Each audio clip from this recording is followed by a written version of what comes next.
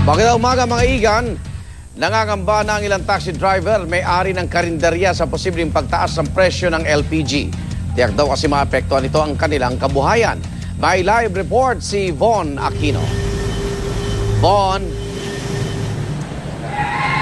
Yes, Igan, maliit na kita sa pamamasada at pagtaas ng presyo ng panindayan nga ang nakikitang epekto ng mga taxi driver at tindero na ating nakausap kaugnay sa posibleng pagtaas sa presyo ng LPG. Ang taxi driver na si Manong Jesse, baka raw mula LPG lumipat na siya sa taxi na gumagamit ng gasolina para makaiwas sa epekto ng posibleng pagtaas ng presyo ng LPG. Ganito rin ang pananaw ng isa pang taxi driver na si Manong Roy. Nauna nang sinabi ng LPGMA na nakikita nila na mula sa kasalukuyang 36 pesos and 90 centavos, magkakaroon ng 5 peso per kilo na pagtaas sa presyo ng LPG dahil sa transportation cost. Ito ay matapos magsara ang import terminal ng Shell sa Tabangaw, Batangas. Pero kung tutusin, mas mababa pa rin ito sa gasolina na nasa 53 pesos and 30 centavos at diesel na nasa 43 pesos and 90 centavos kumpara sa auto LPG na 36 pesos and 90 centavos lang kada litro. Ngayon pa lang sobrang pagtitipid na raw sa LPG ang ginagawa nila tulad ng pagpila sa mga taxi bay sa halip na umikot at pagpapatay ng air conditioner kapag walang pasahero. Ang lahat ng ito ginagawa nila para mas malaki ang maiuwing kita para sa pamilya. Para naman sa tindero sa Gotohan na si Adrian, posible magtaas sila ng presyo ng kanilang paninda kung tataas ang presyo ng LPG na ginagamit nila sa pagluluto. Ayun nga, bawas sa kita. Bawas sa kita, tapos yung mga ganitong new look pa, hindi na masyadong sakayin. Siyempre, kahit ikaw sa bago ka sasakay.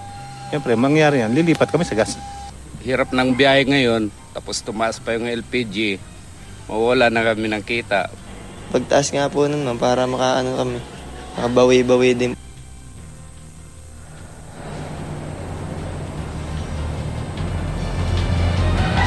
Igan, at ngayon nga ay makapanayam natin ang isa sa mga dealers ng LPG dito sa Quezon City na si Mr. Antonio Dayaw na may-ari ng Millennium Gas Marketing Corporation. Magandang umaga po, Mr. Dayaw. Magandang umaga. Opo.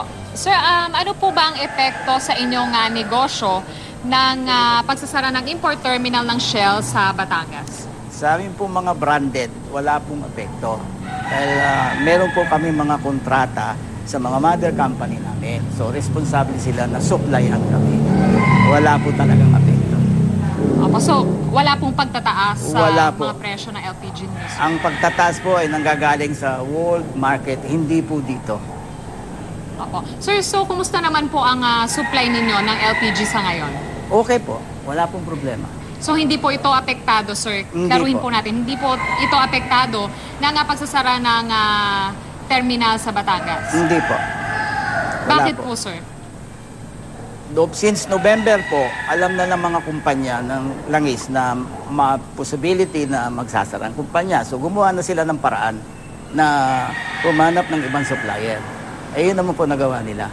Kaya may supply na po. Okay, maraming salamat po, sir. At Igan, yan nga ang pahayag ng isa sa mga dealer ng LPG dito sa Quezon City. Balik sa'yo, Igan. Maraming salamat, Von Aquino.